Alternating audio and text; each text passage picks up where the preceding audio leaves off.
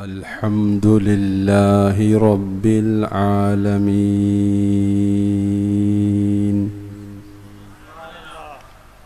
والصلاة والسلام على خاتم النبيين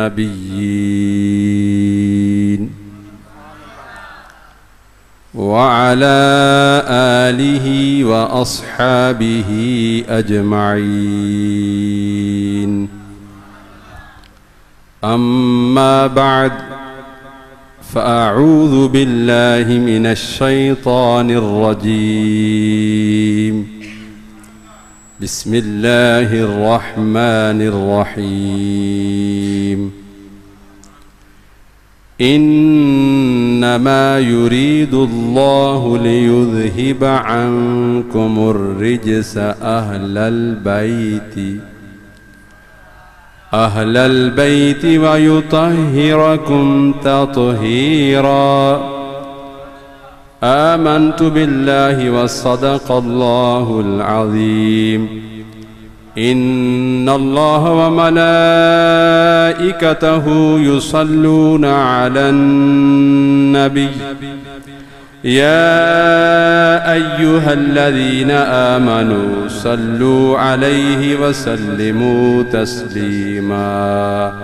پڑھیے الصلاة والسلام عليك يا سيدي يا رسول الله. الصلاة والسلام عليك يا سيدي يا حبيب الله. الصلاة والسلام عليك يا سيدي يا نبي الله وعلى آلك وأصحابك يا سيدي يا نور الله. الحمدللہ مسجد حاضہ میں شہدائے کربلا کے سلسلے میں آج 5ویں عظیم شان محفل کا انعقاد ہو رہا ہے. میں انتظامیہ کو تہہ دل سے ہدیہ تبریک پیش کرتا ہوں کہ جنہوں نے اس پرفتن دور میں مسلمانوں کو، نوجوانوں کو، بچوں کو دین اسلام کے انتہائی اہم موضوعات سے متعلق دین سکھانے، تبلیغ کرنے کی سعی جمیلہ کی ہے. اللہ تبارک و تعالی انتظامیہ کے اس عمل کو اپنی بارگاہ میں قبول فرمائے اور ان محفل کی جو برکات ہیں، جو انوار ہیں، جو تجلیات ہیں، جو فیوز ہیں، ان سے ہمیں اپنے قلوب کو روشن و منور کرنے کی توفیق عطا فرمائے.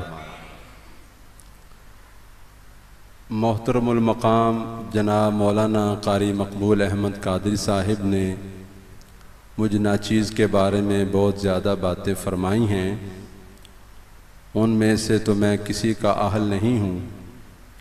یہ ان کی محبت ہے کہ انہوں نے علامہ کہہ دیا، مولانا کہہ دیا، جبکہ ہمارے اکابرین جو بڑے بڑے بزرگ ہیں انہوں نے تو کبھی اپنے آپ کو عالم سمجھا نہیں.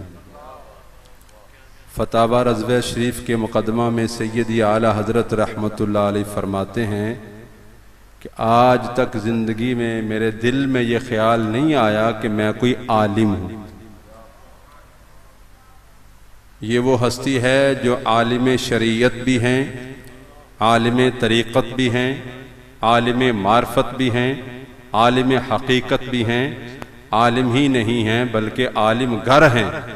پوری دنیا جن کو امام اہل سنت کہتی ہے، پوری دنیا جن کو فاضل بریلوی کہتی ہے، جو حقیقت میں محدث بریلوی ہیں، وہ فرما رہے ہیں کہ میرے دل میں خیال نہیں آیا کبھی کہ میں کوئی عالم ہوں.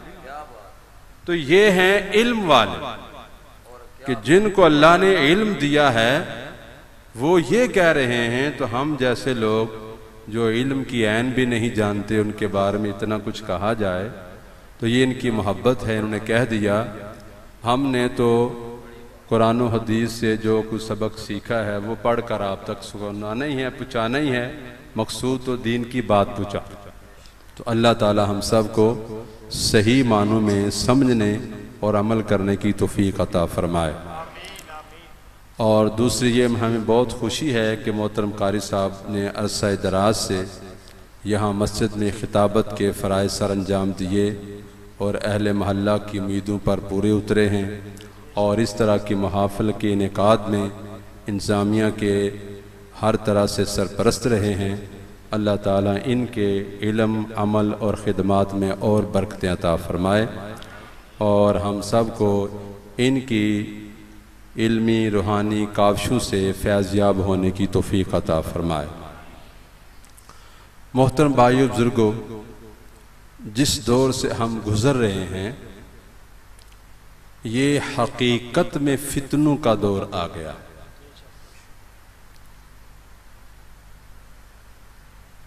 رسول اللہ صلی اللہ علیہ وسلم نے فرمایا تھا کہ ایک وقت وہ آئے گا کہ جب دین پر چلنا ایسے ہوگا جیسے ہاتھ میں انگارہ پکڑنا ہے۔ تو اب یہ وہ دور آ رہا ہے کہ دین پر ایسے ایسے فتنے آ رہے ہیں کہ ہمیں اپنے ایمان، اپنے عقائد کی حفاظت کرنا مشکل ہوگی۔ عمل تو پہلے ہی بگڑے ہوئے تھے، اخلاقیات کب کے بگڑے ہیں، اب ایمانیات اور عقائد پر بڑی تیزی کے ساتھ حملہ ہو رہا ہے، اور بڑے بڑے لوگ جو ہیں ان باطل عقائد کی روح میں بہہ کر اپنے ایمان کھو بیٹھے۔ اس لیے یہ محافل جو ہیں یہ آج کے دور میں انعقاد کرنا انتہائی ضروری ہے۔ جس طرح کے گزشتہ دور 5-6 ماہ کا لاک ڈاؤن کا ہم نے دیکھا ہے کہ جمعے بند، اجتماعات بند، مجالس بند، مدارس بند، مزارات بند، حتیٰ کہ حرمین شریفین تک بند، جو سٹل بند پڑے ہوئے ہیں، تو یہ مسلمانوں کو ایک پری پلان طریقے کے مطابق اصل میں دین سے دور کیا گیا ہے۔ کوئی مجلسیں ہوں نہیں ہوں گے، یہ جو بچے ہیں ان کو کیا پتا چلے گا کہ اہل بیت کون ہیں، حضور کی شان کیا ہے، کربلا میں کیا ہوا، امام حسین کی شان کیا ہے، صحابہ کی شان کیا ہے، کون بتائے گا ان کو؟ ہر چیز تو بند کر دی گئی ہے۔ تو یہ محفلیں ہوتی ہیں جہاں پر علماء اہل سنت، علماء حقہ آ کر دین کا پیغام ہمیں پہنچاتے ہیں، سکھاتے ہیں۔ تو اس لیے ان محفلوں کے اندر بڑی محبت، شوق، ذوق کے ساتھ ہمیں شریک ہونا ہے، تاکہ یہ جو انتظامیہ نے اتنی بڑی کاوش کی ہے اس کی حقیقی برکتیں ہمیں حاصل ہو سکیں۔ تو میں عرض کر رہا تھا کہ اس فتنے کے دور میں ایمان بچانا مشکل ہو گیا۔ کوئی انبیاء کی شان میں بے ادبی کر رہا ہے، کوئی رسول اللہ صلی اللہ علیہ وسلم کی شان میں تنقیص کر رہا ہے، صحابہ کرام کی شان میں گستاخیاں، کوئی اہل بیت کی شان میں گستاخیاں، بے ادبیاں کر رہا ہے، کوئی اولیاء کرام کا، کوئی عظمت والدین کا منکر ہو گیا ہے۔ تو ان حالات میں سب نے قرآن پکڑا ہوا ہے، حدیث پکڑی ہوئی ہے، تو اب ایک عام مسلمان جس کے پاس نالج نہیں ہے، دین نہیں ہے، وہ کہاں جائے گا؟ وہ کیسے اپنے آپ کو حق پر قائم رکھے گا؟ اس لیے محترم بھائیوں بہت فکر کی ضرورت ہے، بہت فکر کی ضرورت ہے۔ تو آج اسی فکر کے تحت ہم نے آج کے اس بیان کو بھی سننا ہے، جس میں ہمیں فضائل اور مناقب اہل بیت بیان کرنے ہیں، اور ان میں جو ان کے متعلقہ علماء اہل سنت کے، ہمارے اہل سنت و جماعت کے بنیادی عقائد ہیں، ان کو بھی مد نظر رکھنا ہے، تاکہ ہم درست سمت میں اہل بیت سے محبت کر کے اس کی برکتیں حاصل کر سکیں۔ اللہ تبارک و تعالی جل شانہ نے قرآن مجید فرقان حمید میں ارشاد فرمایا، پارہ نمبر 22 سورہ احزاب کے آیت نمبر 33 سے ایک جز میں نے جو تلاوت کی ہے اس کی تلاوت دوبارہ سماعت فرمائیے۔ انما یرید اللہ لیذہب عنکم الرجس اہل البیت ویطہرکم تطہیرا۔ اس آیت کا کنز الایمان شریف سے ترجمہ یہ ہے، اللہ تو یہی چاہتا ہے اے نبی کے گھر والوں کہ تم سے ہر ناپاکی دور فرما دے اور تمہیں پاک کر کے خوب ستھرا کر دے۔ صدر الافاضل حضرت مولانا سید محمد نعیم الدین مراد آبادی رحمت اللہ علیہ اس آیت کی تفسیر میں، جو کہ آپ کی تفسیر خزائن العرفان ہے، اس میں فرماتے ہیں کہ یعنی تم گناہوں کی نجاست سے آلودہ نہ ہو، تو اس آیت سے اہل بیت کی فضیلت ثابت ہوتی ہے۔ اور اہل بیت میں نبی کریم صلی اللہ علیہ وسلم کی ازواج مطہرات اور حضرت خاتون جنت فاطمہ الزہرا رضی اللہ تعالی عنہا اور حضرت علی المرتضی کرم اللہ تعالی وجہہ الکریم اور حسنین کریمین رضی اللہ تعالی عنہما سب داخل ہیں۔ آیات و احادیث کو جمع کیا جائے تو یہی نتیجہ نکلتا ہے، اور یہی حضرت امام ابو منصور ماتریدی رضی اللہ تعالی عنہ سے منقول ہے۔ محترم بھائیو اور بزرگوں، آپ نے مفسر قرآن صدر الافاضل مولانا محمد نعیم الدین مراد آبادی کی زبان سے ان کا یہ قول مبارک سن لیا کہ اہل بیت میں کون کون حضرات شامل ہیں۔ آئیے اس کی مزید تفصیل جانتے ہیں۔ میرات المناجی حکیم الامت مفتی احمد یار خان نعیمی رحمت اللہ علیہ مناقب اہل بیت کے تحت آپ تمہید میں یہ لکھتے ہیں کہ اہل بیت کا معنی ہے گھر والے، بیت کا مطلب گھر، اہل والے، اہل بیت گھر والے، اور اہل بیت نبی نبی کے گھر والے، اہل بیت رسول رسول کے گھر والے۔ تو رسول اللہ صلی اللہ علیہ وسلم کے گھر والے فرماتے ہیں کہ اس کی تین قسمیں ہیں۔ ایک ہیں بیت نسب، جو نسب کے اندر گھر والے آتے ہیں، جو نسب ہوتا ہے، جس طرح کہ حضرت بنی ہاشم، حضرت عباس، حضرت علی، حضرت جعفر، یہ سارے حضرات جو ہیں یہ نسب والے بیت ہیں، بیت نسب۔ دوسرا فرماتے ہیں کہ بیت سکن، یعنی گھر میں رہنے والے، گھر میں رہنے والے جیسے ازواج مطہرات، یعنی کہ جو بیویاں ہیں وہ اہل بیت سے خارج نہیں ہیں، وہ بھی گھر والیاں ہیں۔ گھر والے جو ہوتے ہیں یعنی کہ بیویوں کو چھوڑ کر اپنی اولاد کو کوئی اہل بیت تو نہیں کہتا، وہ بیویاں ازواج وہ بھی اہل میں شامل ہیں۔ اس لیے حکیم الامت نے یہ تین صورتیں بتائیں اہل بیت کی، اہل بیت نسب، اہل بیت سکن، اور تیسرا بیعت ولادت، یعنی کہ گھر میں پیدا ہونے والے۔ تو اس طرح ان تین صورتوں کو جمع کریں تو اہل بیت کون ہیں؟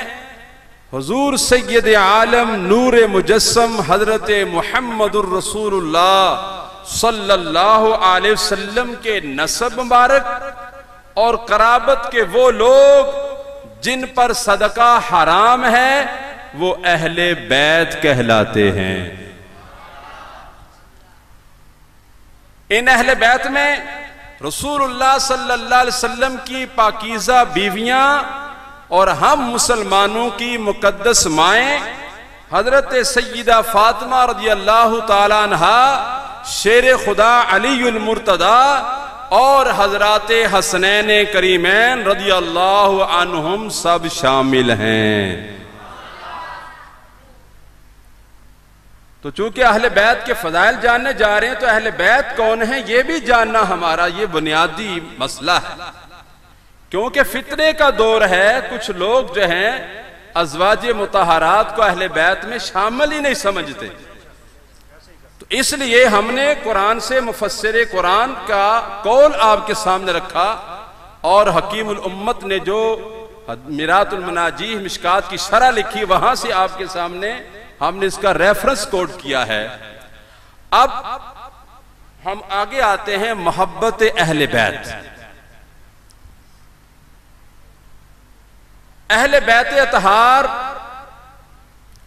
اہل سنت و جماعت کے امام و پیشوا ہیں، جو ان سے محبت نہ کرے وہ مردود، ملعون، لعنتی اور خارجی ہے، اس کا شمار اہل سنت و جماعت سے ہرگز نہیں ہوگا۔ یہ عقیدہ بہار شریعت میں حضرت علامہ مولانا مفتی امجد علی برکاتی رحمت اللہ تعالی علیہ بیان کرتے۔ اب اہل بیت کی محبت کا حکم تو اللہ تبارک و تعالی نے خود قرآن میں دے دیا۔ آئیے سورہ شعراء پڑھتے ہیں۔ اللہ تبارک و تعالی ارشاد فرماتا ہے، قُلْ لَا أَسْأَلُكُمْ عَلَيْهِ أَجْرًا إِلَّا الْمَوَدَّةَ فِي الْقُرْبَى۔ اے محبوب صلی اللہ علیہ وسلم تم فرماؤ کہ میں اس پر تم سے کچھ اجرت نہیں مانگتا مگر قرابت کی محبت۔ اب یہ بھی تفسیر خزائن العرفان کے اندر لکھتے ہیں کہ معنی یہ ہے کہ میں ہدایت و ارشاد پر کچھ اجرت نہیں چاہتا، لیکن قرابت کے حقوق تو تم پر واجب ہیں، ان کا لحاظ کرو، اور میرے قرابت والے تمہارے بھی قرابتی ہیں، انہیں ایذا نہ دو۔ حضرت سعید بن جبیر رضی اللہ تعالی عنہ ارشاد فرماتے ہیں کہ قرابت والوں سے مراد سید عالم صلی اللہ علیہ وسلم کی آل پاک ہے۔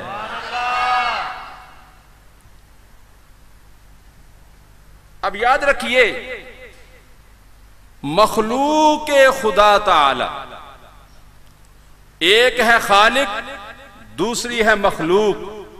خالق اللہ تبارک و تعالی، اللہ تبارک و تعالی کے سوا کائنات میں جو کچھ بھی ہے وہ سب کی سب مخلوق، اس میں لوح ہو، عرش ہو، کرسی ہو، چاند ہو، ستارے ہوں، انسان ہوں، جنات ہوں، حور، غلمان، ملائکہ، سب ایک خالق دوسری مخلوق۔ تو خالق اللہ تبارک و تعالی، اس کے سوا ساری کائنات مخلوق۔ تو ہم حقوق کی ترتیب بتانے لگے ہیں کہ کیا ہے۔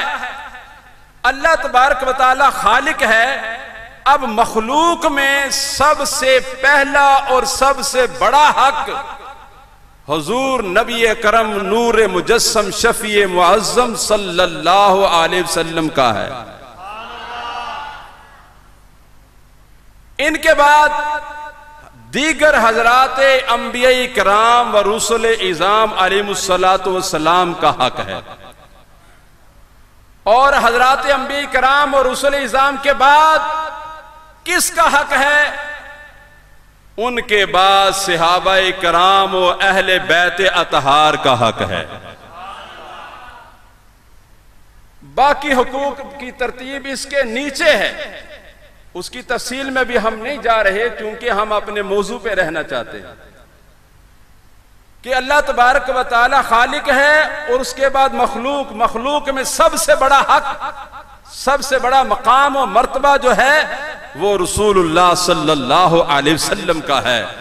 ان کے حق کے بعد دیگر نبیوں اور رسولوں کے حق ہیں، اور نبیوں رسولوں کے بعد صحابہ کرام و اہل بیت اطہار کے حقوق ہیں۔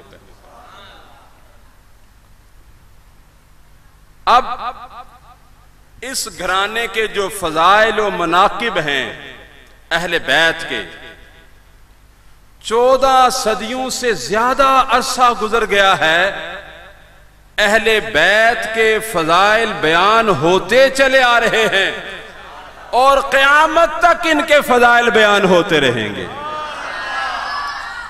ان کے فضائل بے حد و بے حساب ہیں کہ ان کو جو شرف ملا ہے وہ رسول اللہ صلی اللہ علیہ وسلم کی نسبت سے ملا ہے، آپ کے اہل بیت سے آپ کی نسبت کا تعلق ہے، اس لیے ان کے مناقب و فضائل جو ہے ہم سے بڑے بڑے اکابر علماء بزرگان دین مشائخ کرام بیان کرتے چلے گئے، لیکن کوئی یہ نہیں کہہ سکا کہ ہم نے اہل بیت کے مناقب کا حق ادا کر دیا۔ تو آج ہم نے بھی ان کے مناقب و فضائل کو بیان کر کے اپنی بخشش کا سامان کرنا ہے، اس لیے کہ نبی کریم صلی اللہ علیہ وسلم نے فرمایا ذکر الانبیاء من العبادہ وذکر الصالحین کفارۃ الذنوب، کہ نبیوں کا ذکر عبادت ہے اور صالحین کا ذکر گناہوں کا کفارہ ہے۔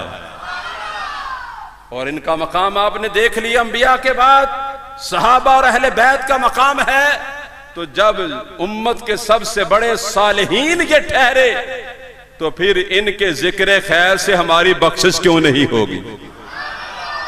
ان کے ذکر خیر سے ہمارے گناہ کیوں نہیں جڑیں گے؟ بس محبت، عقیدت اور ادب کا تقاضا ہے کہ ہم شان اہل بیت، مقام اہل بیت کو اپنے دل میں جاں گزی کرتے ہوئے جب سنیں گے تو انشاءاللہ تعالی اللہ ہمارے سارے گناہوں کو معاف فرما دے گا۔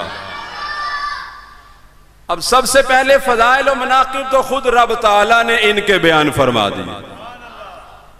ابھی آپ نے سنا کہ وہ کیا اللہ تبارک و تعالیٰ فرما رہا ہے یرید اللہ لیذھب عنکم الرجس، اللہ تبارک و تعالیٰ چاہتا ہے کہ تم کو پاک و صاف رکھے۔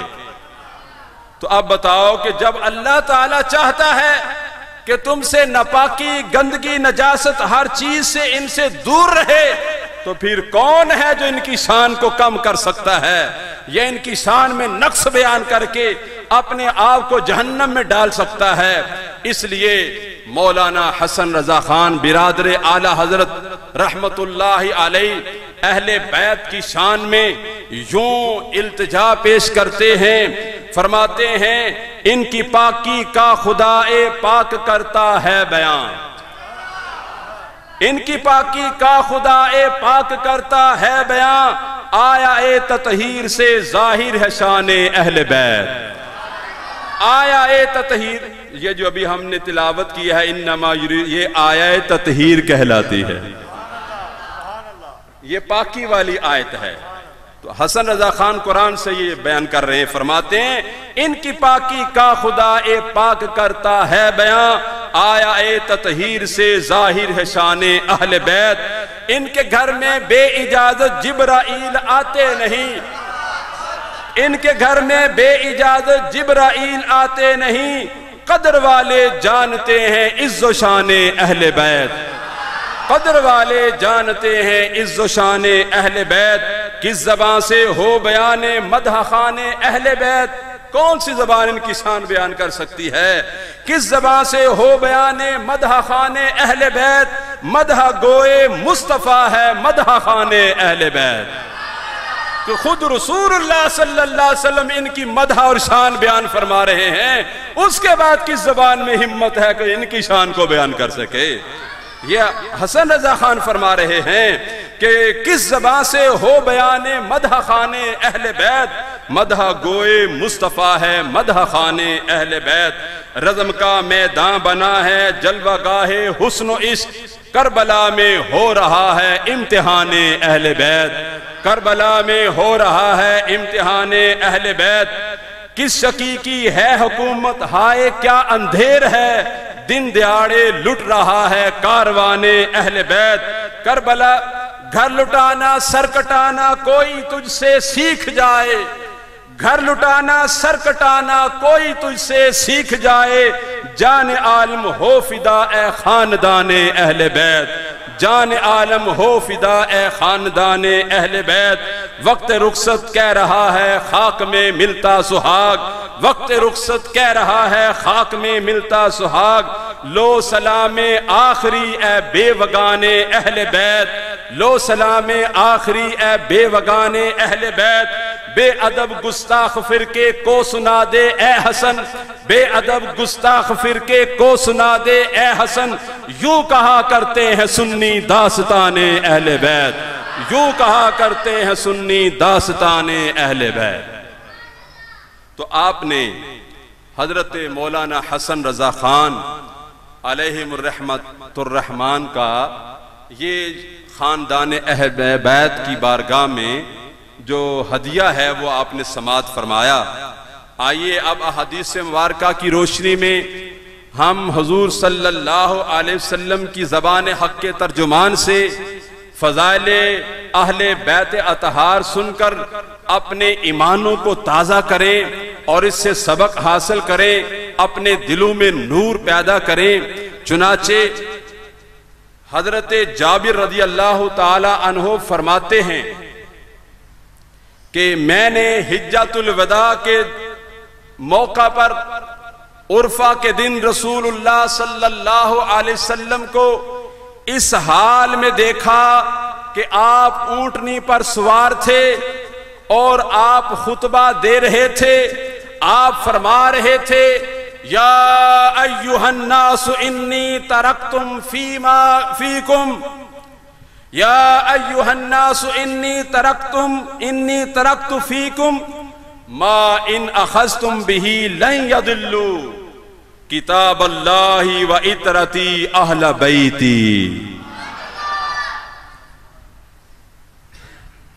آپ خطبے میں کیا ارشاد فرما رہے ہیں؟ لوگوں، میں نے تمہارے درمیان وہ چیز چھوڑی ہے، اگر تم اس کو پکڑے رہو گے تو کبھی گمراہ نہ ہوگے۔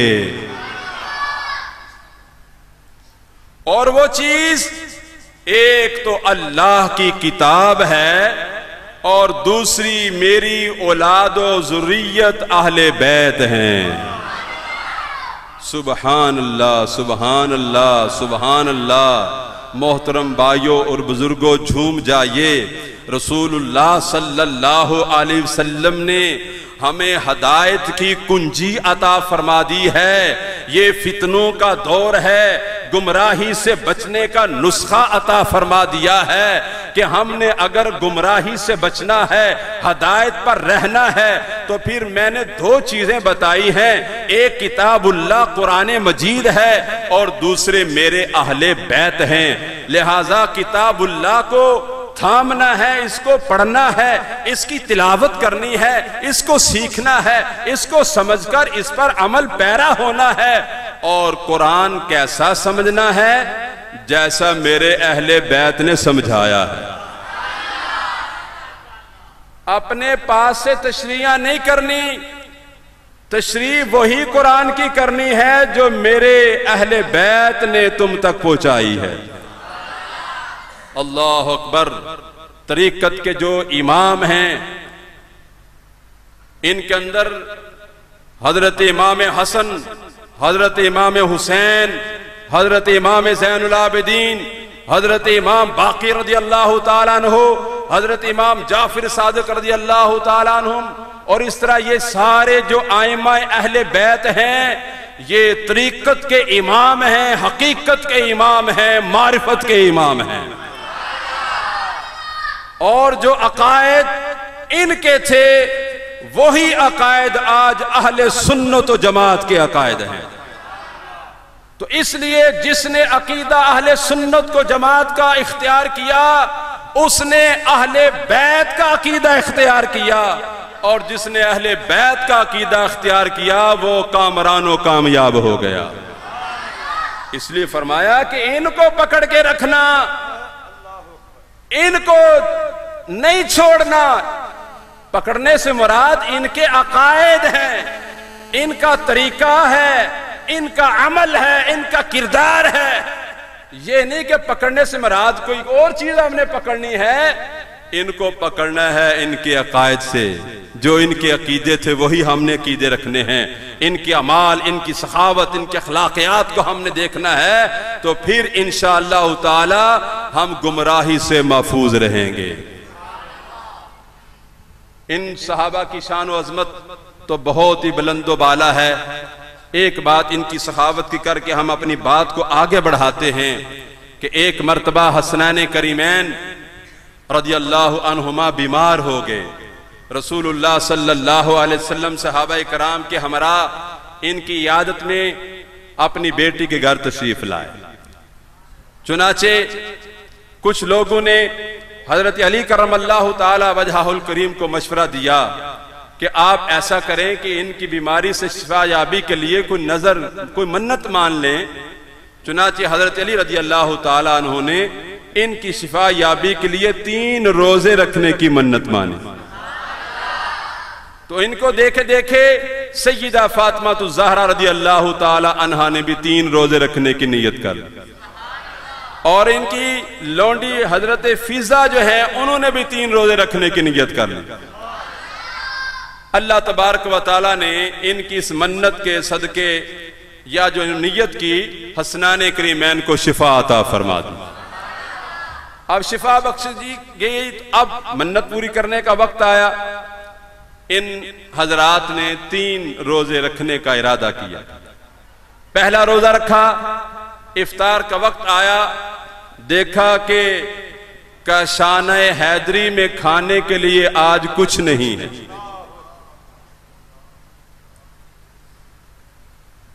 یہ نہیں کہ یہ غریب ہیں، ان کے ہاتھ خالی ہیں، یہ تو 2 جہان کی نعمتیں اپنے پاس رکھتے ہیں، یہ فقر اختیاری ہوتا ہے۔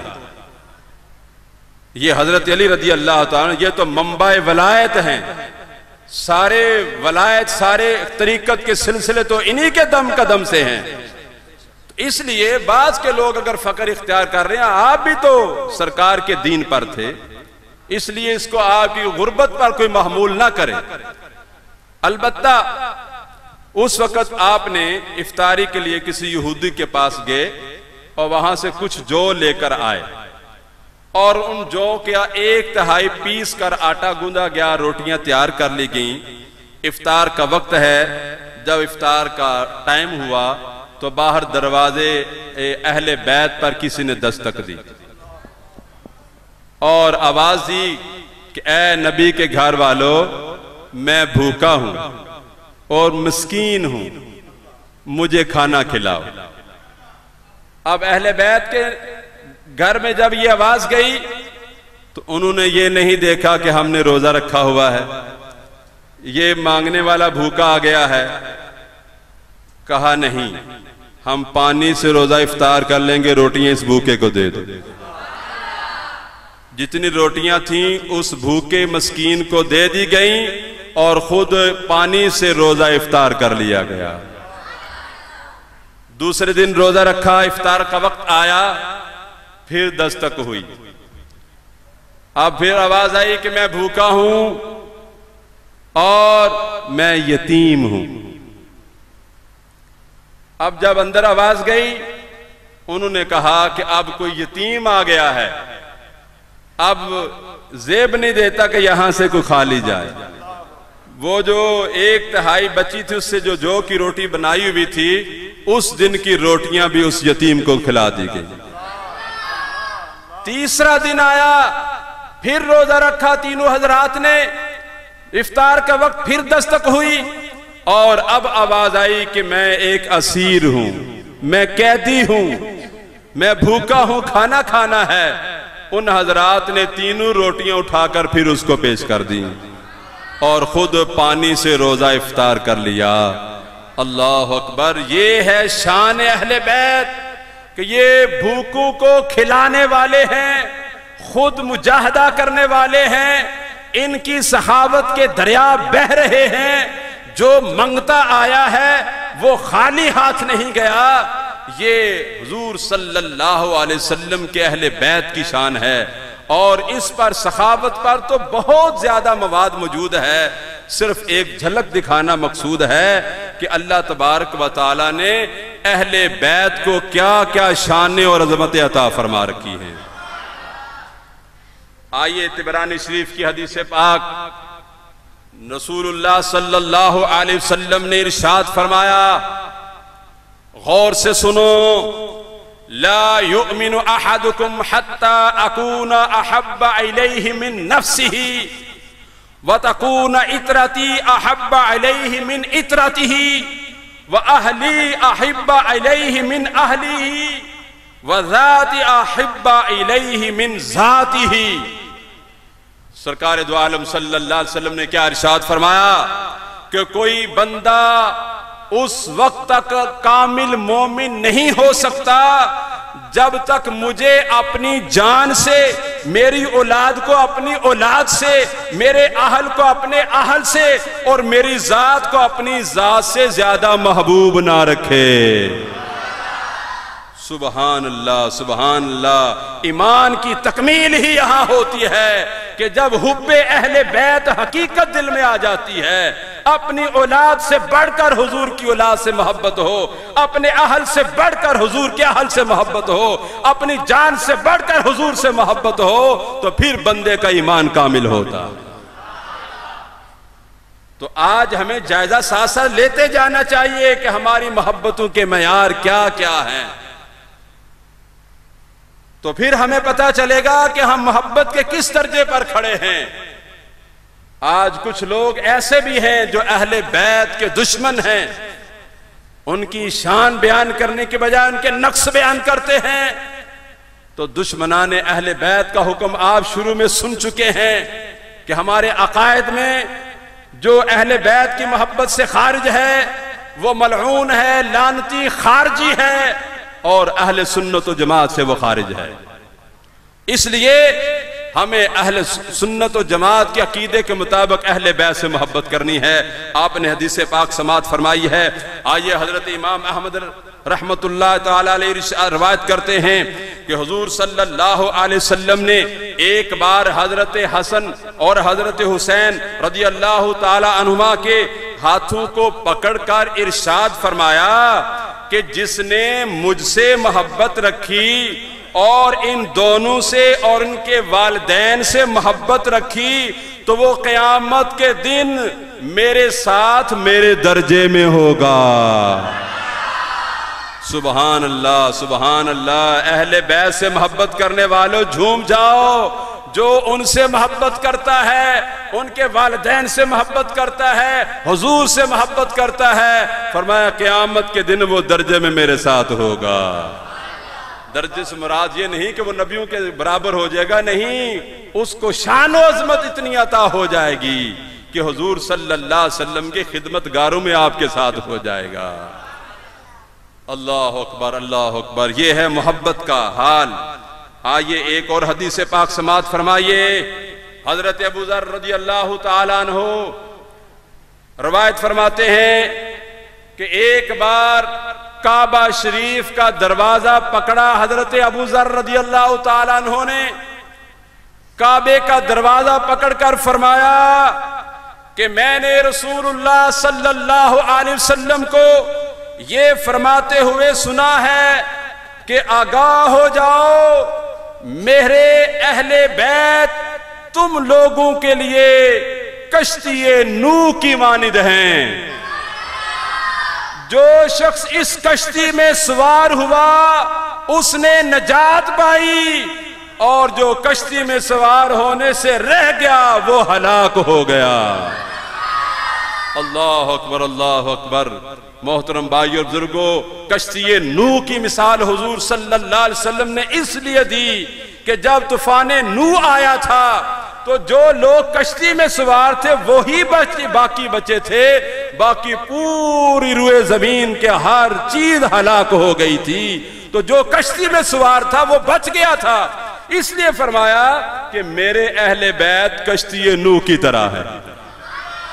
جو ان کی کشتی میں سوار ہو گیا، ان کے ساتھ محبت کرے گا، ان کے ساتھ عقیدت رکھے گا، ان کا ادب و احترام کرے گا، اطاعت کرے گا، وہ ان کی کشتی میں سوار ہو جائے گا اور وہی نجات پانے والوں میں شامل ہو جائے گا۔ اور حضرت عمر فاروق رضی اللہ تعالیٰ عنہ جو روایت بیان کرتے ہیں کہ رسول اللہ صلی اللہ علیہ وسلم نے ارشاد فرمایا، اصحابی قالنجوم فبأيهم اقتديتم اهتديتم فبأيهم اقتديتم اهتديتم۔ رسول اللہ صلی اللہ علیہ وسلم نے ارشاد فرمایا کہ میرے صحابہ ستاروں کی مانند ہیں، میرے صحابہ ستاروں کی مانند ہیں، جس صحابی کی بھی اقتدا کرو گے تم ہدایت پا جاؤ گے۔ اس روایت کو بیان کرنے کے بعد امام فخر الدین رازی رحمت اللہ علیہ ارشاد فرماتے ہیں کہ ہم اہل سنت و جماعت محبت اہل بیت کی کشتی میں سوار ہیں اور ہدایت کے چمکتے ستارے صحابہ کرام علیہم رضوان سے ہدایت پائے ہوئے ہیں، لہذا ہم قیامت کی ہول ناکیوں سے اور جہنم کے عذاب سے محفوظ ہو جائیں گے۔ سبحان اللہ سبحان اللہ۔ اعلیٰ حضرت نے کیا خوب کہا، آپ فرماتے ہیں اہل سنت بیڑا پار اصحاب حضور نجم ہے اور ناؤ ہے عطرت رسول اللہ کی۔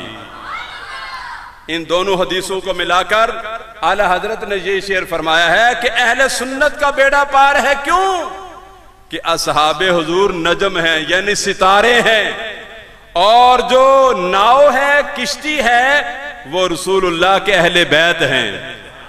تو اب جب کشتی سمندروں میں چلتی ہے تو آپ کو پتہ ہے پہلے زمانوں میں راستہ دیکھنے کے لیے ستاروں کو دیکھا جاتا تھا، رات پانے کے لیے ستاروں سے رہنمائی لی جاتی تھی اور کشتی ستاروں کے ذریعے سے منزل پر پہنچتی تھی۔ تو یہ مثالیں دے کر ہمیں سمجھایا گیا ہے کہ تم اہل بیت کی کشتی میں سوار ہو کر صحابہ کرام سے ہدایت حاصل کرو گے تو تم بھی پار لگ جاؤ گے۔ اللہ کا شکر ادا کریں کہ اس نے ہمیں اہل سنت و جماعت حق مذہب عطا کیا ہے کہ ہم صحابہ کی عظمت و شان کو بھی مانتے ہیں، اہل بیت کی شان و عظمت کو بھی مانتے ہیں اور ان پر ایمان لاتے ہیں، ان کا بھی ادب کرتے ہیں۔ اس وقت کچھ بدبخت لوگ ایسے بھی ہیں جو اہل بیت کی محبت کا دھم تو بھرتے ہیں مگر اس محبت اہل بیت میں صحابہ کرام سے دشمنیاں کرتے ہیں، ان پر تبرے بولتے ہیں، صحابہ کی گستاخیاں کرتے ہیں۔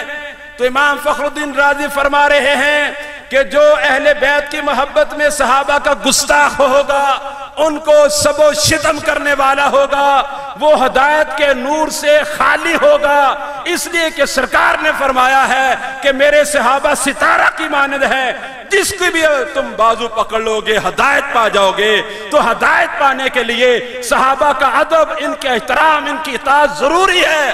صحابہ کی دشمنی کرنے والا اہل بیت کی محبت میں کبھی سچا نہیں ہو سکتا اور کبھی وہ فلاح نہیں پا سکتا، وہ رافضی ہے، وہ اہل سنت و جماعت سے خارج ہے اور ہدایت سے ہمیشہ کے لیے محروم ہے۔ اگر وہ توبہ کر لے تو اللہ تعالیٰ نے توبہ کا دروازہ موت تک کھلا رکھا ہوا ہے۔ اسی طرح کچھ لوگ صحابہ کرام کی ریلیاں نکالتے ہیں، ان کے جلسے کراتے ہیں، لیکن اہل بیت سے دشمنی رکھتے ہیں۔ وہ لوگ یزید کو امیر المومنین کہتے ہیں اور معاذ اللہ حضرت امام حسین کو باغی کہتے ہیں۔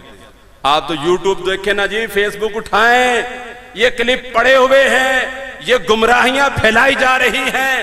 آج اگر ہم نے ہر ایرے غیرے کے کلپ سنے تو ایمان خطرے میں پڑ جائے گا۔ اسی لیے اعلیٰ حضرت رحمت اللہ علیہ نے فرمایا ہے کہ غیر عالم کو حرام ہے کہ وہ بد مذہب کی عالم کی تقریر سنے یا ان کی مجلس میں جائے۔ تو آج ہم بے باک جس کا چاہتے ہیں کلپ سن لیتے ہیں، جس کو چاہتے ہیں سننا شروع کر دیتے ہیں۔ اس لیے میں نے کہا فتنوں کا دور ہے، ایمان بچانے کی ضرورت ہے۔ ایمان بچانے کے لیے اہل سنت کے جو حق علماء ہے انہی کی تقاریر سنو، انہی کے بیان سنو، انہی کے موبائل پہ سنو، انہی کی مجلسوں میں آؤ، انہی کی صحبتوں میں بیٹھو، کسی دوسرے کی نہ کتاب پڑھو، نہ مجلس میں جاؤ، نہ کلپ سنو۔ اگر ہلکا سا بھائی کوئی دل میں خیال کسی نے ڈال دیا تو نکالنا مشکل ہو جائے گا۔ جب ہمارے اکابر نے منع کر دیا ہے کہ ہم غیر عالم ہیں، ہم عالم نہیں ہیں، تو ہمیں حق نہیں ہے کہ ہم ہر ایک کی بیان سنیں، ہر ایک کی تقریر سنیں، جی وہ بھی قرآن بیان کرتا ہے، وہ بھی یہ کرتا ہے۔ نہیں نہیں، ہمارے بڑوں نے ہمیں درس دے دیا ہے۔ ایک بار حضرت امام اوزائی رحمت اللہ علیہ کے پاس قدریہ فرقے کے کچھ لوگ آگے جو تقدیر کے منکر تھے، انہوں نے کہا جی ہم آپ سے دین کی بات کرنا چاہتے۔ بد عقیدہ بد مذہب تھے، امام اوزائی رحمت اللہ علیہ کی خدمت میں آئے، جی ہم آپ سے دین کی بات کرنا چاہتے۔ آپ نے فرمایا میں تم سے کوئی بات نہیں سننا چاہتا۔ اتنے بڑے امام ہیں، کہا میں تم سے نہیں سنوں گا۔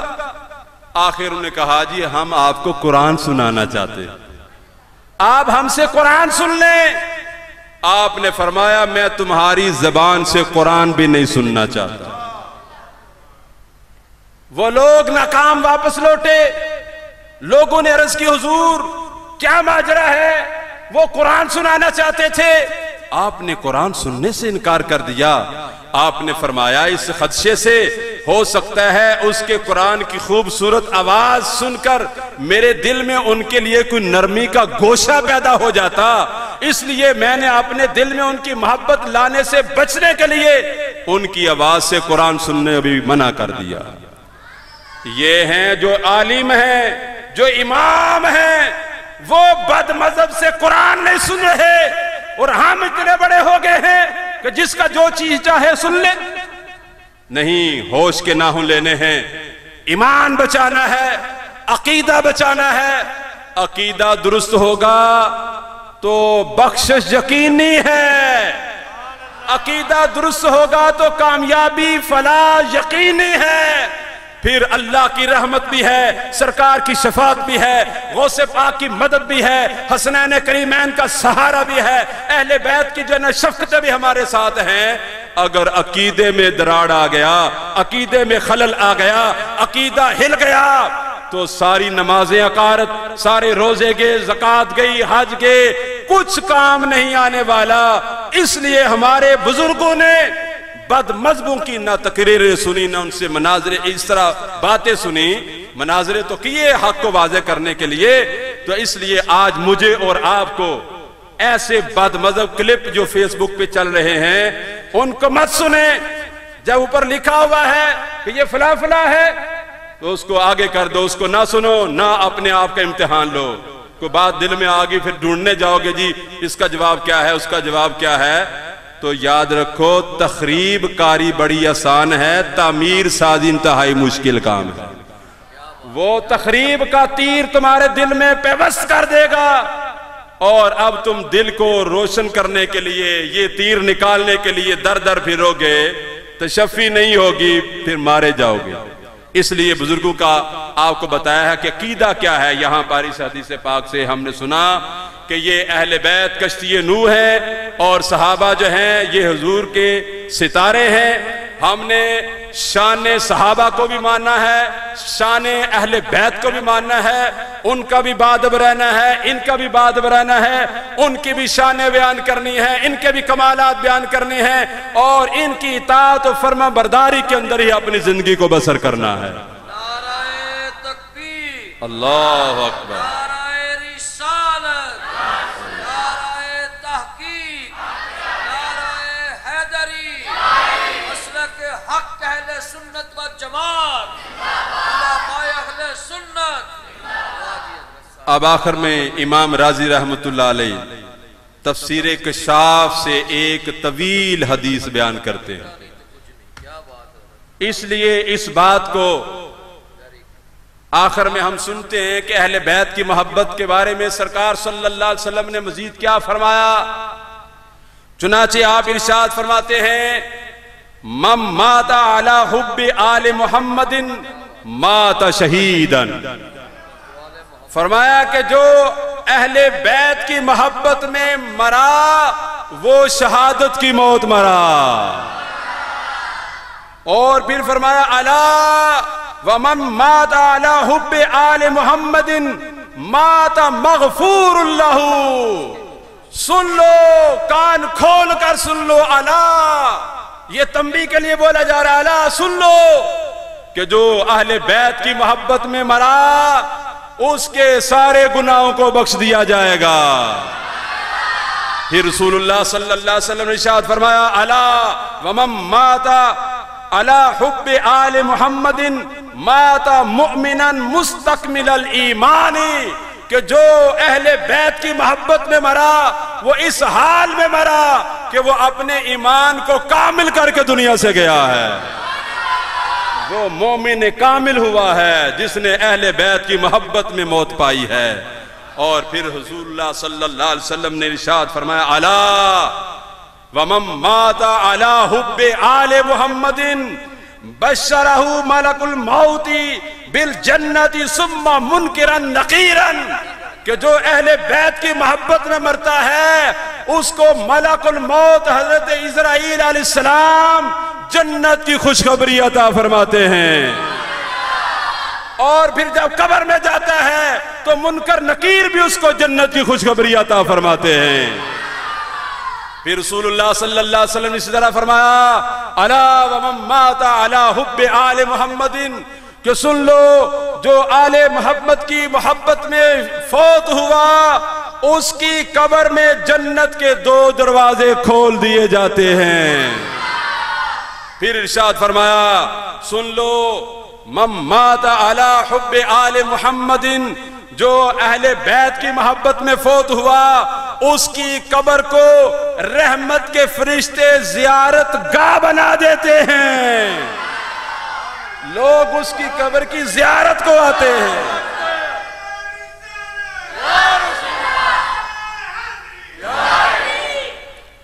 اور آخر میں ارشاد فرمایا سنیو جھوم جاؤ ومن مات علی آل حب آل محمد ومن مات اہل السنہ والجماعہ. کہ جو اہل محبت آل بیت کی محبت میں مرا وہ اہل سنت و جماعت میں ہوا.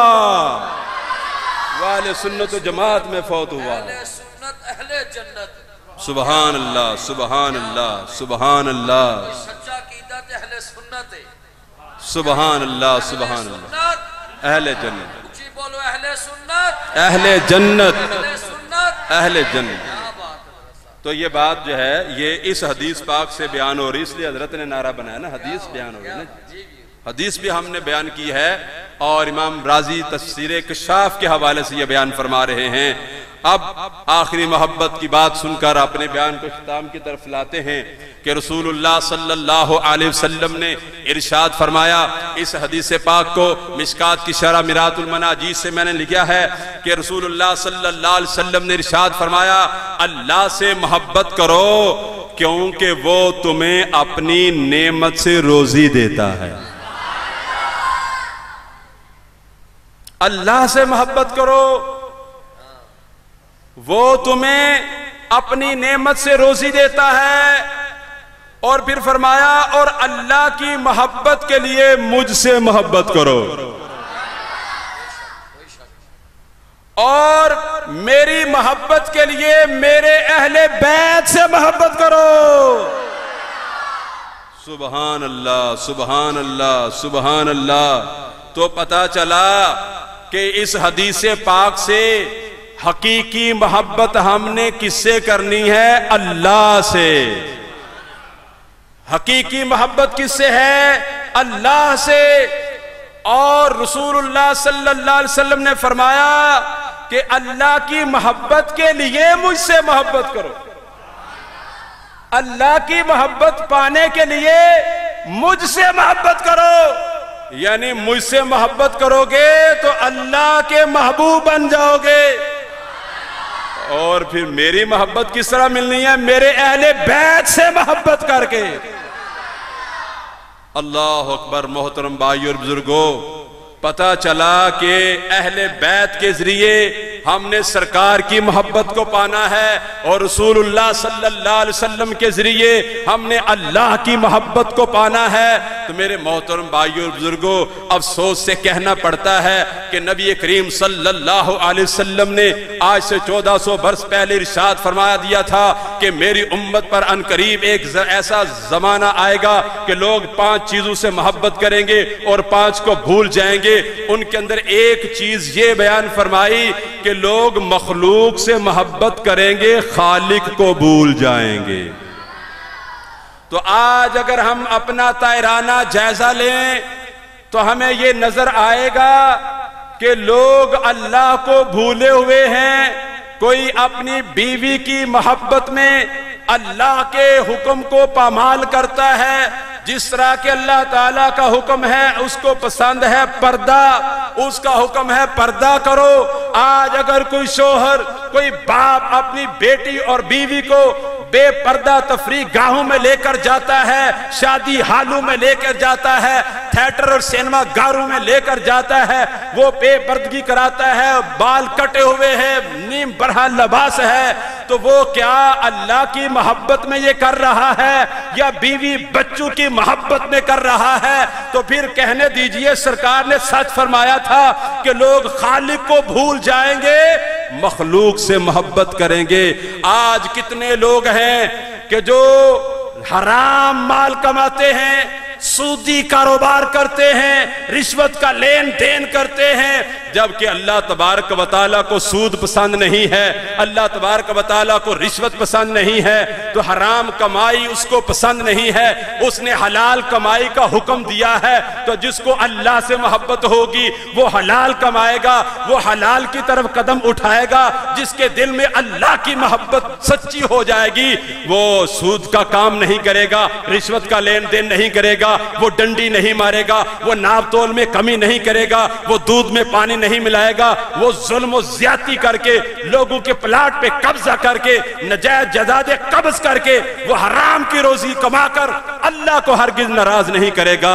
اگر ایسا ہو رہا ہے کہ لوگ ان مال کی محبت میں حرام اور حلال کی تمیز کو بھول گئے ہیں، اللہ تبارک و تعالیٰ کی محبت سمجھو مٹ گئی ہے، مال کی محبت آ گئی ہے، مخلوق کی محبت آ گئی ہے۔ اسی طرح اور بھی مثالیں دیتے چلے جائیں۔ اللہ تبارک و تعالیٰ نے فرمایا وَاجْتَنِبُوا قَوْلَ الزُّورِ، جھوٹی بات سے بچو۔ اللہ کو پسند ہے کہ ہم سچ بولیں، تو آج کتنے مسلمان ہیں جھوٹ بول کر جو ہے وہ کاروبار کرتے ہیں، جھوٹ بول کر جو ہے ناجائز نفع کماتے ہیں، عدالت میں جھوٹی گواہیاں دی جاتی ہیں، قاتل کو مقتول بنا دیا جاتا ہے، مقتول کو قاتل بنا دیا جاتا ہے، رشوت کا بازار گرم ہے، لوگ کرائے کے جھوٹے گواہ تلاش کرتے ہیں، لوگوں نے ریٹ رکھے ہوئے ہیں کہ اتنی جھوٹی گواہ دے گو اتنے پیسے ملیں گے۔ تو اب بتاؤ یہ کس کے لیے سب کچھ ہو رہا ہے؟ یہ جھوٹ کس کے لیے بولا جا رہا ہے؟ مال بڑھانے کے لیے جھوٹ بولا جا رہا ہے، عدالتوں میں سچ کو جھوٹ، جھوٹ کو سچ ثابت کرنے کے لیے کس کو راضی کیا جا رہا ہے؟ کس کی محبت میں یہ کیا جا رہا ہے؟ سرکار نے فرمایا تھا کہ لوگ خالق کو بھول جائیں گے، مخلوق سے محبت کریں گے۔ تو اس جھوٹ کے ذریعے بھی اگر ہم جائزہ لیں تو ہمیں یہی بات نظر آئے گی۔ اس لیے میرے محترم بھائیو بزرگوں، آج حقیقی محبت کا درس جو ہے اہل بیت کی اس بابرکت مجلس کے اندر ہم نے اللہ تبارک و تعالیٰ کی دل میں پانی ہے۔ تو اس لیے آپ سے گزارش ہے کہ اب یہ جو گناہوں والی زندگی ہے، شریعت سے دور والی زندگی ہے، یہ اللہ کی پسند والی زندگی نہیں ہے۔ اللہ کی پسند والی زندگی دین والی ہے، شریعت والی ہے، سرکار کی اتباع والی ہے، اہل بیت نے جو درس دیا ہے اس پر چلنے والی زندگی جو ہے اللہ اس کے اصول کو پسند ہے۔ اس لیے ہم نے اس زندگی کو اپنانا ہے، کیونکہ محبت کا ایک تقاضا جو ہے وہ اطاعت ہے۔ خالی محبت جو ایسے نہیں ہے کہ بعض لوگ جو نا امام حسین سے محبت کرتے ہیں اور بھنگ پی کر سو جاتے ہیں۔ امام حسین نے ساری زندگی نماز قضا نہیں کی، انہوں نے ساری زندگی پڑھی نہیں اور محبت کے دعوے کر رہے ہیں۔ محبت کا دعویٰ کرنا آسان ہے، دلیل دینا مشکل ہے۔ محبت کا تقاضا محبوب کی اطاعت ہے۔ تو امام حسین کی اطاعت کیا ہے؟ یہ آج دیکھنا ہے آپ کو، اہل بیت کی اطاعت کیا ہے؟ کیا وہ شریعت کے خلاف چلے؟ کیا انہیں نماز قضا کی؟ کیا انہیں بے پردگی کا مظاہرہ کیا؟ کیا کربلا کے میدان میں یا دیگر ان کی زندگیوں کے اندر کیا انہوں نے بے صبری کا دامن تھاما ہے؟ انہوں نے صبر کا پیغام دیا ہے، قرآن کا پیغام دیا ہے، نماز کا پیغام دیا ہے، شریعت کا پیغام دیا ہے، طریقت کا پیغام دیا ہے، حقیقت کا درس دیا ہے۔ آج یہ سارے درس ہم بھول چکے ہیں۔ اس لیے میرے محترم بھائی بزرگوں، اگر آپ چاہتے ہیں کہ ہمیں اہل بیت اطہار کی سچی محبت مل جائے تو پھر ان کی اطاعت میں دین پر عمل کرنا شروع کرو، دین پر آجو، مسجد میں آجو، نماز قائم کرو۔ یہ اہل بیت کا بہت بڑا درس ہے کہ انہوں نے نمازوں کا درس دیا۔ آج لوگ نعرے لگا کر نماز قضا کر کے چرس پی کر جو ہے محبت کے جھوٹے دعوے کر رہے ہیں۔ سچی یہ جتنی روایتیں میں نے بیان کی ہیں یہ سچی اہل بیت سے محبت کرنے والوں کے لیے ہیں، بناوٹی جھوٹی محبتوں والوں کے لیے کچھ نہیں ہے۔ سچی محبت جو ہوگی وہی جو ہے ان ذریعوں کے ذریعے بخشش اور رحمتیں اور برکتیں پانے کا ذریعہ ہوں گی۔ تبلیغ اسلامی کا دینی ماحول آج کی اس پرفتن دور کے اندر ہمارے لیے مشعل راہ ہے کہ اس نے گلی گلی کوچا کوچا شہر شہر جا کر مسلمانوں کو دین کی فکر دی ہے، اور اس کا تو بنیادی کام ہی یہی ہے، عقیدے کو نکھارنے، اعمال کو سدھارنے، اخلاق کو سنوارنے اور دلوں کو چمکانے کے لیے اس ماحول کے ساتھ وابستہ ہو جاؤ۔ عقیدے کو نکھارنے، اعمال کو سدھارنے، اخلاق کو سنوارنے اور دلوں کو چمکانے کے لیے۔ تو یہ تبلیغ اسلامی کا مشن ہے، یہ پیغام ہے کہ عقیدہ آپ کو تبلیغ اسلامی کے ماحول سے حق کا اکابرین والا ملے گا، جو صحابہ کا عقیدہ، جو اہل بیت کا عقیدہ، جو نبیوں کا عقیدہ ہے۔ تبلیغ اسلامی الحمدللہ اس وقت اسی عقیدے پر قائم ہے اور اس کی تبلیغ کر رہی ہے۔ اور پھر اعمال کو سدھارنے کے لیے اس کے تبلیغی اجتماعات ہر جمعرات کو مرکز تبلیغ اسلامی نزد دربار کامل سرکار رحمت اللہ علیہ مغرب تا عشاء اجتماع ہوتا ہے۔ الحمدللہ وہاں پابندی کے ساتھ اجتماع جاری ہے۔ یہ لاک ڈاؤن کی نحوستوں کا اب اتار کے پھینک دو، نکلو باہر، اجتماعات میں آؤ، ان محافل میں آؤ، سارے خوف اتار دو۔ دین ہمارا ہے، اس کو ہم نے سیکھنا ہے۔ یہی اہل بیت کا مشن تھا، یہی کربلا کے اندر نعرہ تھا، یہی تو انہوں نے کہا ہے۔ خواجہ معین الدین چشتی اجمیری رحمت اللہ علیہ نے شاہ است حسین، بادشاہ است حسین، دین است حسین، دین پناہ است حسین، سرداد نداد دست در دست یزید، حقا کی بنائے لا الہ است حسین۔ وہ فرما رہے ہیں کہ دین کی پناہ حسین ہے، دین حسین ہے۔ حق یہ ہے کہ دین کی بنیاد ہی حضرت امام حسین نے رکھی ہے۔ کربلا کے وقت جو آ گیا تھا تو اب نکلنا پڑے گا۔ انہوں نے تو قربانی دی، اتنی عظیم قربانی۔ اس کا صلہ یہ نہیں ہے کہ بس ہم نعرے لگائیں، چاول کھائیں، گھر کو چلے جائیں۔ نہیں، یہ پیغام جو انہوں نے دیا ہے، جس کے لیے سر کٹائے گئے ہیں، جس کے لیے بچے ذبح کیے گئے، جس کے لیے اتنی زیادتیاں برداشت کی گئیں، وہ دین ہے۔ اس دین کو اپنانا ہے، اس کو پھیلانا ہے، اس پر قائم رہنا ہے، بچوں کو ادھر لانا ہے۔ تو آپ تبلیغ اسلامی کے ماحول سے، اس کے مشن سے جڑ جائیں، انشاءاللہ تعالی یہاں سے آپ کو سب کچھ ملے گا۔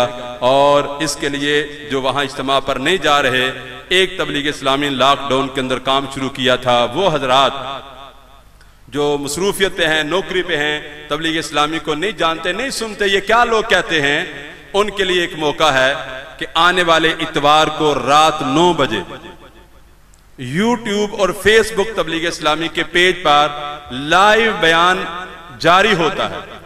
وہ بیان پیر طریقت رہبر شریعت حضرت علامہ مولانا محمد ابراہیم عاجز قادری دامت برکاتہ العالیہ فرماتے ہیں۔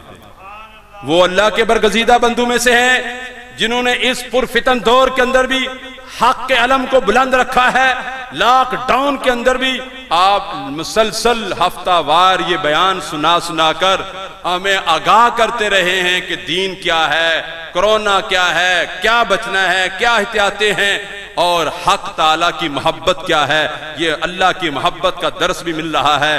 خدا کی قسم آپ ایک بار یوٹیوب کھولیں، 33 بیان مختلف موضوعات پر یوٹیوب پر پڑے ہوئے ہیں۔ ان بیانات کے موضوع اگر آپ دیکھیں، اللہ کی پہچان، ابھی پرسوں بیان ہوا ہے بندگی کا تقاضا، قادیانیوں کے عقائد، جنتی عورتوں کی سردار خاتون جنت کی فضیلت کا بیان، قضا نمازوں کا بیان، فلاح کی کنجی، ذاکرین حقیقت میں عاشقین ہیں، یہ اس طرح کے عنوان ہے انسان کی حقیقت کیا ہے، ہم دنیا میں آئے کس لیے ہیں؟ آپ وہ بیان خود سنیں، بچوں کو سنائیں، بیوی کو سنائیں، بیٹیوں کو سنائیں۔ واللہ اس موبائل نے ہماری نوجوان نسل کو تباہ کر دیا ہے۔ لوگ ساری رات نیٹ پر کیا کیا بےہودہ چیزیں دیکھتے ہیں۔ ان حالات میں آپ کو ایک حق کی، خیر کی دعوت دی جا رہی ہے، اس دعوت کو قبول کرو۔ جہاں نیٹ پہ ساری رات فیس بک ہوتی ہے، چیٹ ہوتی ہے، 1 گھنٹہ ہفتے میں نکالنا ہے، ہر اتوار کو رات 9 بجے آپ نے یہ بیان سننا ہے۔ انشاءاللہ تعالی اس بیان کو سن کر دل میں اہل بیت کی محبت کا نور بھی پیدا ہوگا، صحابہ کا ادب بھی پیدا ہوگا۔ جو شہدائے کربلا کا بیان ہے، 1.5 گھنٹے کا بیان ہے، شہدائے کربلا اس عنوان سے پڑا ہوا ہے، جو آپ نے 9 محرم کو لاہور اپنے آستانہ پر فرمایا تھا۔ ایسا بیان آپ سن لیں، زندگی میں کبھی ایسا بیان آپ نے نہیں سنا ہوگا۔ آپ ضرور سن کے چیک کریں، میں یہ جملے بول رہا ہوں، مبالغے میں بول رہا ہوں، غلط بول رہا ہوں، یہ بیان سننے کے بعد آپ کو پتا چلے گا کہ یہ بات میں نے کیا کہی ہے۔ تو وہ 1.5 گھنٹے کا بیان ہے شہدائے کربلا، اس کا عنوان یہی ہے۔ یوٹیوب پہ آپ نے تبلیغ اسلامی لکھنا ہے، اس کا چینل کھلے گا، اوپر تبلیغ اسلامی لکھا ہوگا، اس چینل کو سبسکرائب کر لیں۔ ہر بار جو بھی نئی بیان آئے گا اس کی آپ کو جو ہے پہلے نوٹیفیکیشن آ جائے کرے گا۔ اس طرح ان بیانات کے ذریعے ہمارے دلوں میں دین کی محبت پیدا ہوگی، اللہ کی معرفت اس کی قرب نصیب ہوگا۔ جو دلوں کو چمکانے کی بات ہے، اس کے لیے تبلیغ اسلامی کے ماحول میں ذکر اللہ کا سلسلہ جاری ہے۔ ذکر روح کی غذا ہے، تو تبلیغ اسلامی والے آپ کو ذکر کا پیغام دیتے ہیں۔ وہ کیا ذکر ہے؟ پہلی تسبیح دی جاتی استغفار کی، کہ سب سے پہلے اللہ کے حضور اپنے گناہوں سے معافی مانگی جائے، توبہ کی جائے۔ تو آپ 24 گھنٹوں میں کوئی بھی ٹائم نکال کر تنہا بیٹھ کر اللہ تعالیٰ کی بارگاہ میں 100 بار استغفر اللہ ربی من کل ذنب واتوب الیہ پڑھنا ہے اور اپنے گناہوں کی معافی مانگنی۔ پھر دوسری تسبیح درود پاک کی، وہ بھی اسی طرح باوضو بیٹھ کر پڑھنی ہے۔ سبز گنبد کے تصور میں سنہری جالی کو روبرو دروشی پڑھنا ہے، جون سا بھی آپ کو آتا ہے۔ تیسری تسبیح کلمہ شریف لا الہ الا اللہ کی ہے۔ یہ 3 تسبیحیں جن کو آ جائیں، انشاءاللہ اگلا سبق قبلہ پیر صاحب ان کو خود عطا فرمائیں گے۔ ان 3 تسبیحوں کی یہ بنیاد سیڑھی ہے اللہ کا قرب، دلوں کی پاکی طہارت حاصل کرنے کے لیے، معرفت خدا پانے کے لیے۔ یہ ایک بنیادی آپ کو سیڑھی دی گئی ہے، یہاں سے بھی ترتیب انشاءاللہ آگے اسباق چلیں گے۔ جن حضرات ان تسبیحیں لکھنی ہیں، شروع کرنی ہے، وہ مجھے بعد میں نام فون دے دیں تاکہ آئندہ ان کو یہ سبق دیا جا سکے۔ اللہ تعالی ہم سب کی یہ حاضری قبول فرمائے۔ وما علینا الا البلاغ۔